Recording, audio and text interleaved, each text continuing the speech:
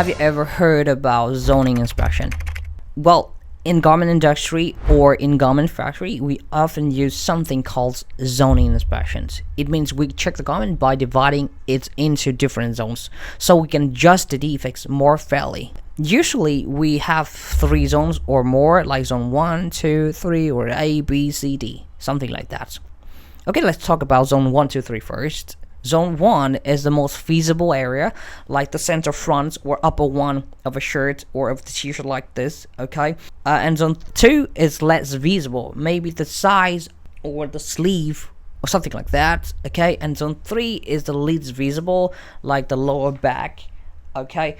Or the inside of the garment. So when we find a defect, we mark it based on the zones.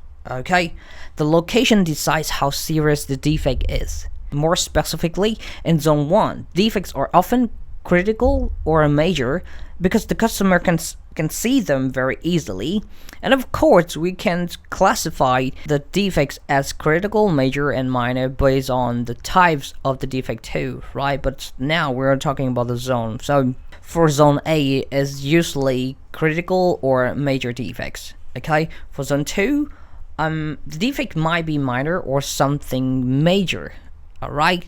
And zone 3, most defects are minor. Since people don't really notice them, they rarely see them. Like I said, this method gives us a fair and standard way to inspect the garments.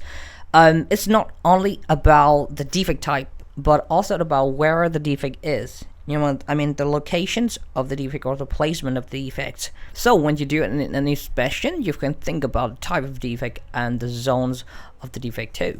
Và nếu như anh chị em đồng nghiệp muốn học thêm về tiếng Anh chuyên ngành may thì hãy truy cập vào tienganhngangmay.com để học miễn phí nhé.